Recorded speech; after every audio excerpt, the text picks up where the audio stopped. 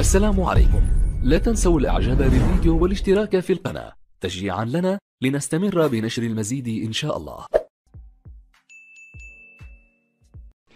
السلام عليكم ورحمة الله وبركاته. اللهم صل وسلم وبارك على سيدنا محمد وعلى آله وأصحابه أجمعين. ازيكم يا حبايبي، عاملين ايه؟ النهاردة احنا هنتكلم عن رؤية الأم المتوفية في المنام. بس قبل ما اتكلم عنها يا ريت ما تنسوناش باللايك والشير وفعلوا الجرس، واللي ما اشتركش في القناة يا ريت يشرفني ويشترك في القناة. رؤية الأم المتوفية يا جماعة من الرؤى المستحبة. لو أم متوفية وجاتلك اعرف ان ده في حاجة انت كنت مستنيها وكنت فاقدها وان شاء الله هتجيلك.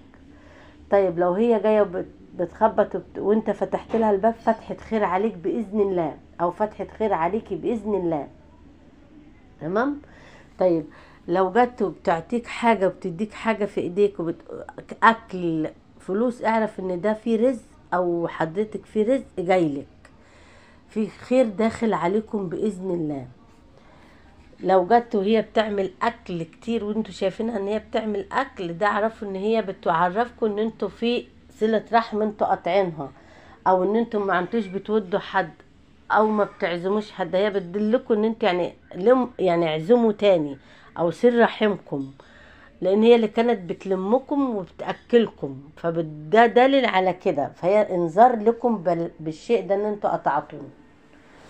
تمام. طيب لو جايه بتبوسكم او بتبوسك او بتبوسك، ده القبلة قبلات، يعني قبول شيء انت مستني ربنا هيقبله منك، او الحاجة ده هتقبل وتحصل لك، وظيفة، شغل، زواج، اي حاجة هتحصل. تمام. طيب لو هي جت بتصلي وانت شفتها ان هي بتصلي، في حاجة انت مستنيها وربنا هيقضيها لك بإذن الله، لأن الصلاة قضاء حاجة.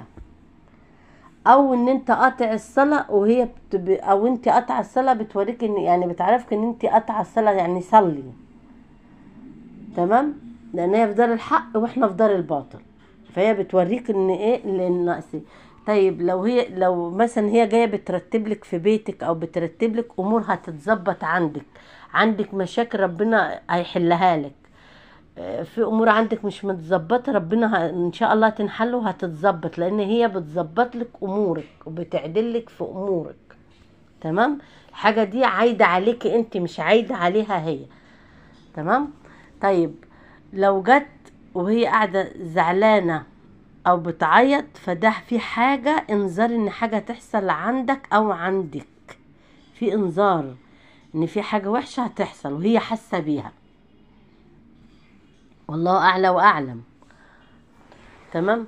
طب لو هي جت يعني صغيرة، شفتها ان هي صغيرة في السن وحلوة ولبسها حلو ولبسها شيك وهي كويسة وجميلة، ده امور هتتظبط عندك، وحاجات جميلة او حاجات جميلة هتخش بيتك، وفرحة تخش بيتك، وامور كويسة تخش بيتك، وحاجة كويسة داخلة عليكم بإذن الله. لو شفتها بقى ان هي عيانة او تعبانة او زعلانة، بيبقى في حاجة هتحصل عندك او عندك هي حاسة بيها، والله اعلى واعلم. طب لو هي طلبت منكم الاكل، ده بيبقى بتطلب صدقة. لو لو قالت ان هي عايزة تاكل، ده طلب صدقة، عايزة صدقة، والله اعلى واعلم.